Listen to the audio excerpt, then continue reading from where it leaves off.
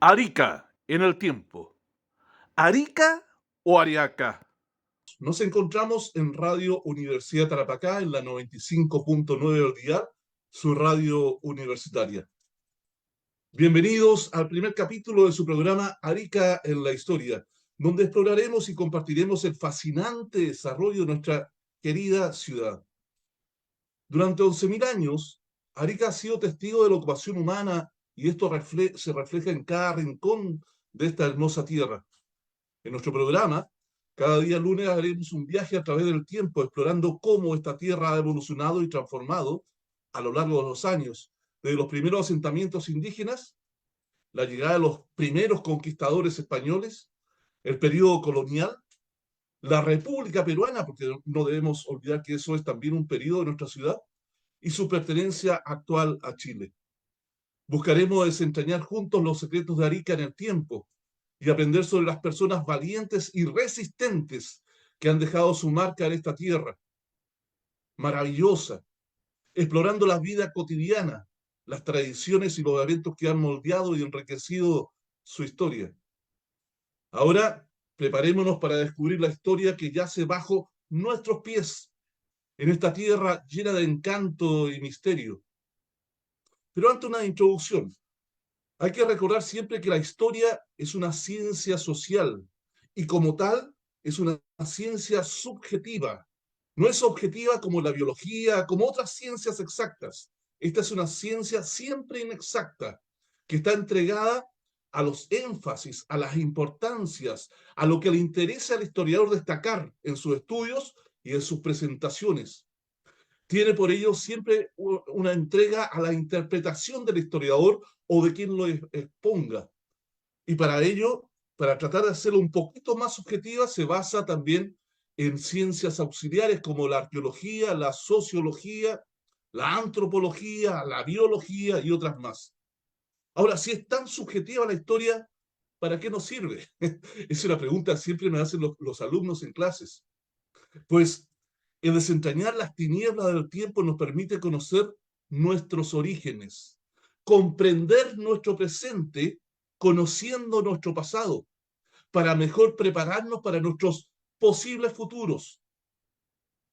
Y digo posible futuro porque eso es algo que nunca está determinado. Está escrito el pasado. Estamos viviendo el presente, pero el futuro siempre es relativo. Soy el profesor Patricio Moya Muñoz y les recuerdo, la historia puede volver a repetirse con lo bueno o lo malo, si no la conocemos y comprendemos. Y en Arica tenemos mucha historia que hemos olvidado. Si preguntamos a cualquier ariqueño por qué nuestra ciudad se llama Arica, es muy probable que nos responda que hubo aquí un importante y poderoso cacique que se llamaba Ariaca y que por el paso del tiempo el nombre se transformó a Arica. Estoy seguro que ustedes también han escuchado esta historia. Es más, existe en Arica una hostal llamada Ariaca, una clínica dental Ariaca, una liga de fútbol Ariaca y hasta uno de los naipes de un juego de cartas llamado Orígenes de la serie Mitos y Leyendas en cartasmitos.cl, lo pueden buscar en internet, cartasmitos.cl, tiene como personaje a un musculoso guerrero con el morro de Arica al fondo y que lleva el texto al pie: el páramo se conmueve con tu irrupción, gran cacique Ariaca. Pero yo me pregunto, ¿ese es realmente el origen del nombre de nuestra ciudad? ¿Existió realmente el cacique Ariaca? Y si existió, fue tan poderoso como quisiéramos creer y como nos muestra esta carta, que es una iniciativa, un emprendimiento precioso de algunos jóvenes. Desde los tiempos más lejanos, de los primeros poblamientos de Arica, de nuestra tierra, pareciera que esta ha estado siempre convocada para ser tierra de diversidad, de encuentro, de unión de pueblos. Este es un lugar de cruce de pueblos, de norte a sur, de sur a norte, de este a oeste, de oeste a este, de mar a cordillera, de cordillera a mar. Es más, ya cuando los primeros españoles comandados por el capitán Ruy Díaz, de la hueste de Diego Almagro, el que se dice que descubrió Chile, Cuando estos primeros españoles pasaron por nuestras tierras hacia el año 1536, encontraron en la costa, en los valles y en el altiplano de Arica y Parinacota una serie de pueblos culturales distintos. Los estudios históricos nos dicen que hacia esa época, comienzo del siglo XVI, en que los españoles se encontraban en el proceso de conquistar el imperio inca, nuestra zona era parte de una de las provincias o suyos de ese imperio. Más específicamente, éramos parte del Coya Suyo. Coya es un pueblo aymara del altiplano. Y esta es la provincia que se le da el nombre de Coya Suyo, por la importancia que tuvo esa conquista para los incas. Además, esta tierra, la nuestra, acá, Narica, era administrada por representantes de 3 señoríos aymaras del altiplano, de lo que hoy son Perú y Bolivia: los Carangas, los Lupacas y los Pacajes. Estos 3 señoríos poseían tierras en nuestros valles, a modo de archipiélagos, pequeños retazos de tierra, de la cual sacaban recursos alimenticios para llevarlos al altiplano y poder diversificar su alimentación. Esa ocupación la tuvieron aproximadamente desde el 1100 después de Cristo, pero ahora estamos hablando de 1536, 400 años después. Estos 3 señoríos aymaras ya se han arraigado en nuestra tierra con sus representantes y, y además han dominado el comercio caravanero desde el Amazonas, desde mucho más allá del altiplano peruano-boliviano, hasta el Océano Pacífico. Son grandes comerciantes estos señoríos aymaras. Y además eran los representantes del imperio inca, administrando este territorio y sus impuestos omita. Además, en la costa de Arica habitaban pequeños grupos de pueblos pescadores y mariscadores, como los de las cuevas de Anzota, que ustedes cuando han pasado por ellos han visto que hay algunos puntos que están como cerrados para que nadie los toque, porque son puntos arqueológicos donde se han encontrado restos de esa ocupación de un pueblo en esa zona, como el pueblo que habitó la Capilla, la Caleta Quiane, Arenillas Negras, la Licera, los Lauchos, los guaneros de la isla del Alacrán, que en aquel tiempo era una isla, y de la costa de Arica, desde el pie del morro hasta lo que hoy llamamos las Machas. Eran pequeños pueblos, 20, 30 personas que poseían su propio sistema de administración, eran autónomos entre ellos, se conocían, intercambiaban productos, se casaban con mujeres u hombres de los otros pueblitos, pero cada uno con su pequeña cultura. Eran diversos, culturalmente unidos, pero diversos, y además herederos de la ya en ese momento desaparecida hace unos cuantos milenios cultura chinchorro. Eran sus descendientes, pero ya no son chinchorros porque tienen una cultura distinta. Han evolucionado, ya no momifican a sus muertos, sino que los entierran con ajuares, con vestimenta, con alimentos. Son otra cultura. Los nietos o sus nietos, pero son otra cultura. Todos estos pueblos, los incas los nombrarán con el término quichua de camanchacos. Camanchacos en quichua significa hombre de la neblina. No sé por qué lo habrán llamado así, porque acá en Arica no hay neblina. Lo hay en la pampa, en las noches frías. Este nombre será modificado por los españoles a camanchangos, de Camachaco, quichua. Los españoles lo van a modificar por su modo de hablar a camanchangos, el que luego se reducirá simplemente a chango. Ustedes seguramente han escuchado hablar de los changos. Es más, fueron reconocidos recientemente como un pueblo indígena originario de nuestra tierra. De ese modo se va a llamar como chango a los pueblos pescadores de toda la costa de lo que hoy es el norte de Chile y el sur de Perú.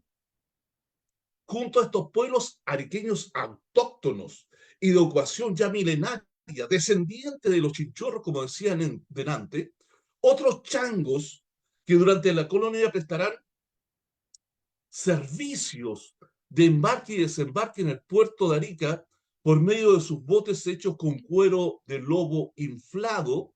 Convivirán además estos changos con colonias de pueblos traídos por los incas de tierras ya conquistadas y pacificadas e incorporadas al imperio del Tahuantinsuyo, para que sirvan de ejemplo a los nuevos territorios incorporados. Es decir, los incas de la zona de Moquegua, de la zona de más al norte del Perú, traían pueblos como Mitimaes para que a los pueblos originarios de acá le traspasasen su cultura pertenecientes ya al Tahuantinsuyo. O también los incas tomaban pueblos de zonas que estaban recién conquistando y presentaban cierta resistencia, y también los movían por su imperio como Mitimaes, pero ahora para que adoptaran la cultura de aquellos territorios en los cuales eran colocados y se pacificaran, porque los desarraigaban de sus territorios originales. Estas colonias traídas no muy pacíficamente, no muy a la buena, no muy voluntariamente, eran llamadas por los incas mitimaes. Algunos de estos mitimaes fueron traídos a Arica desde la costa de Hilo, desde Moquegua, desde la costa de Tacna, donde está Mollegrau, donde está Boca del Río, van a ser traídos acá, a nuestro territorio ariqueño. Y también van a ser traídos desde la zona de Iquique, ¿ya? Que está siendo recién incorporado. Por lo tanto, unos son traídos para que enseñen y los de la zona de Iquique para que se arraiguen en un territorio que está un poco más incorporado al Tahuantinsuyo, ¿ya? Es más, se hubo presencia de estos mitimaes también en Tecnámar y hasta en la lejana localidad de Surire, donde está el salar de Surire, allá en el altiplano, a 4.400 metros de altitud. Colocaban estos mitimaes en distintos lugares, ¿ya? Como podemos ver, a la llegada de los españoles a Arica y Parinacota era un abanico de pueblos. En la costa, los diversos pescadores que ya hemos mencionado, pescadores y mariscadores o changos. En los valles costeros, como Azapa, Yutas, Chaca y otros más. Y en la precordillera, los valles de precordillera, como Tignamar, como Belén, como todos ellos, van a estar los pueblos agricultores y alfareros. Y en el altiplano, los pastores, descendientes de los antiguos cazadores altoandinos. Además, habían pequeñas colonias de lupacas, carangas y pacajes administrando su archipiélago de tierras de cultivo y administrando esta tierra, ¿ya? Y también, por supuesto, los ya mencionados diversos pueblos traídos como colonias o mitimaes, cada uno de ellos con sus propias culturas y lenguas. Arica y Parinacota fue incorporado al Tahuantinsuyo recién hacia el año 1470, 66 años antes de que pasara por acá el capitán Ruy Díaz, como decían antes, los primeros españoles. Y una vez que los incas solamente obtuviesen una victoria en la batalla llamada del Cerro Baúl, en la zona de Moquegua, que fue un antiguo reducto de la cultura wari, que fue también un imperio que abarcó mucho territorio y que al desaparecer permitió el surgimiento de los incas que adoptaron parte de la cultura wari. Este reducto del Cerro Baúl, si ustedes van alguna vez a Moquegua o hacia Puno por ese territorio, van a ver un cerro precioso que tiene una forma alargada en la parte alta. Es como un fuerte natural, ¿ya? Además, también fue utilizado como reducto por los tihuanacotas, los representantes de los tihuanacos en ese lugar, ¿ya? Ese punto, al avanzar el ejército inca por el territorio de lo que es hoy día Perú y todo lo de Ecuador y todos los otros territorios, en ese lugar en Moquegua, los habitantes de esa zona se hicieron fuertes, lo usaron como pucara, ¿ya? Como un fuerte, para tratar de resistir al avance del Inca. Pero por supuesto fueron avasallados y finalmente sometidos. Al vencer los incas a los habitantes de Moquegua en esta batalla del Cerro Baúl, van a poder entrar hacia el territorio que está más al sur y van a comenzar a batallar ahora contra los Coya, como decían antes, que es el gran señorío del altiplano, el más poderoso de todos, que va a presentar resistencia también al avance de los incas. Pero a través de argucias, los incas van a lograr vencer a los Coya, van prácticamente a despoblar, por ejemplo, en algunas zonas de la actual Bolivia con estas batallas que se van a dar, y con esto van a poder, además de llegar por la costa, desde Moquegua a nuestra tierra, van a poder llegar también desde el altiplano a nuestra tierra para conquistar toda esta zona de Arica, que no era su objetivo natural, ¿ya? Es una parte del paso, del avance, del desarrollo territorial del Imperio Inca, del Tahuantinsuyo, para abrir completamente la zona sur, porque están buscando recursos naturales como alimentos y especialmente oro para sus huacas. Con esto se abre completamente nuestro territorio a la ocupación inca. Pero a los incas no les interesaba quedarse acá, no les interesaba. Por lo tanto, ni siquiera van a dejar administradores de su propio pueblo, sino que a aquellos pueblos aymaras que le ayudaron a combatir al pueblo aymara Coya, los van a premiar entregándole la administración de este territorio. Y resulta que los tres pueblos, los tres señoríos aymara, que tenían estos terrenos de cultivo acá, en Azapa, en Yuta, en la costa, habían ayudado a los incas a someter a los Coya. Los Lupaca, los Caranga y los Pacajes fueron amigos de los incas, fueron socios de los incas, se afiliaron al ejército inca y por eso van a ser premiados para que continúen ahora administrando los territorios donde tenían estos archipiélagos de tierra. En compensación, por lo tanto, el Zapa Inca o emperador Tupac Yupanqui dio la administración de nuestras tierras a los señoríos aymaras Caranga, Lupaca y Pacaje, que todavía existe alguna toponimia y alguna presencia en los nombres locales, por ejemplo, los Pacasa, que es una familia de la comuna de Camarones, descendiente de los Pacaje. Estos, además de administrar nuestro territorio, lograron también iniciar un proceso de transculturización, es decir, cambiar una cultura por otra. Hicieron desaparecer prácticamente la cultura arica, que era una cultura preciosa, heredera de los Maita, heredera de los Altos Ramírez, que tenía unos tejidos hermosos. A mí me encanta la vestimenta que usaban ellos y que se han encontrado en sus territorios, que tenía una cerámica con estilo descendiente de la localidad, pero también influenciado por los tiwanacoides, que era preciosa en sus colores y en sus formas geométricas.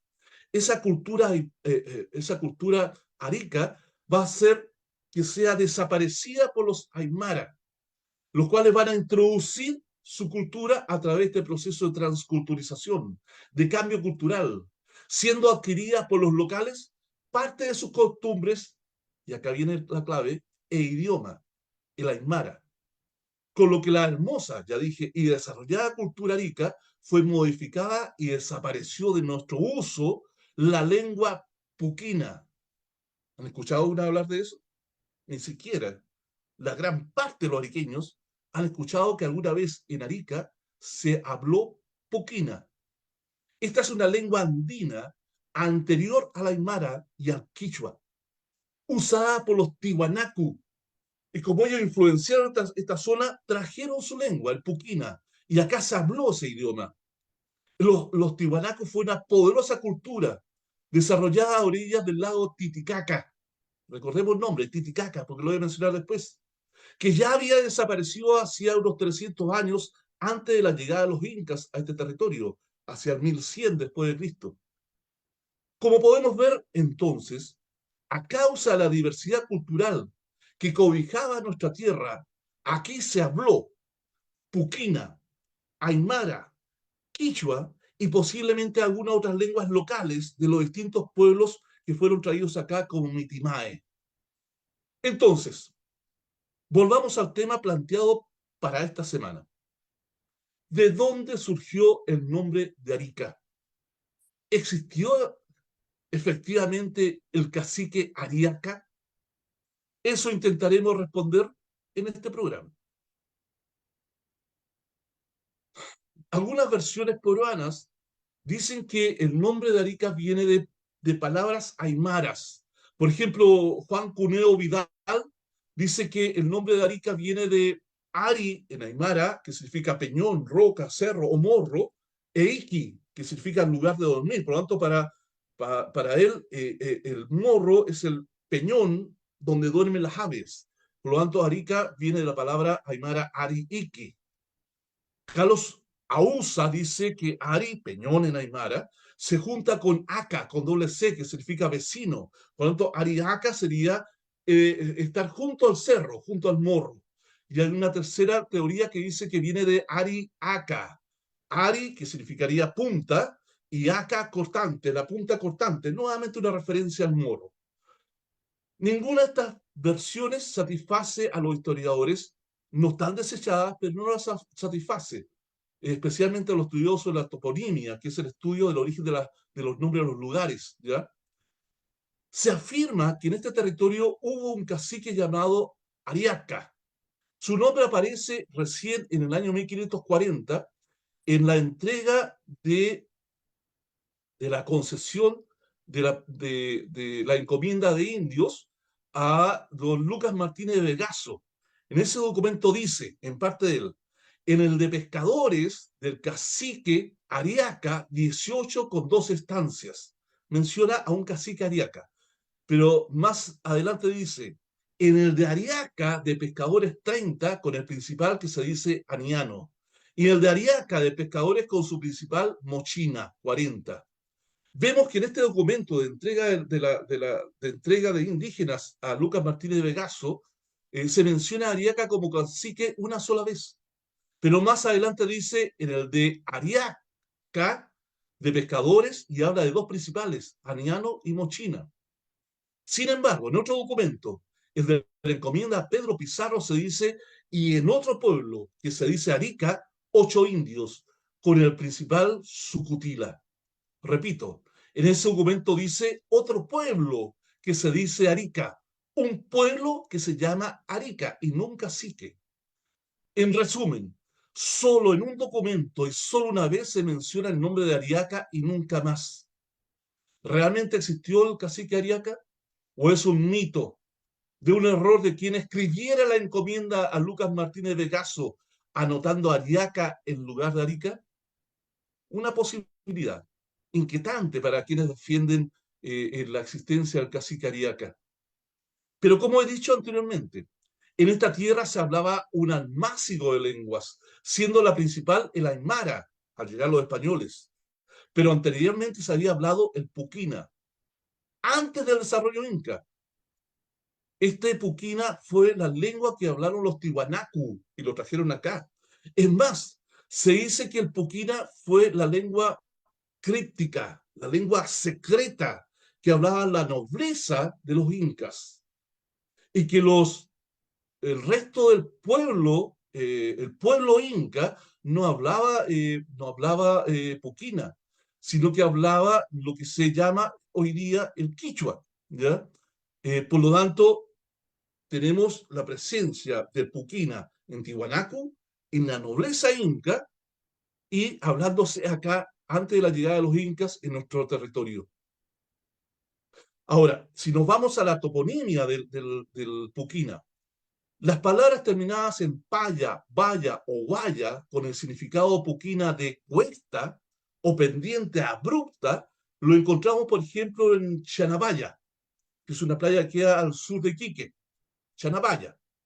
Vaya significa cuesta pendiente, abrupta, ¿ya? Y sus variantes, la transformación de la palabra vaya, adquieren la forma terminal, coloca al final de la palabra como un sufijo de pai, guay, guay o bai.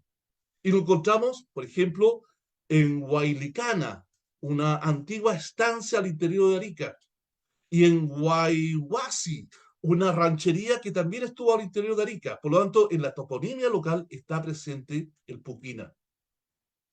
Por otra parte, el sufijo puquina ta, ta, significa el que tiene o posee algo. Y lo encontramos en el antiguo nombre de la playa La Licera, que durante la colonia se llamaba Chacota, termina en ta.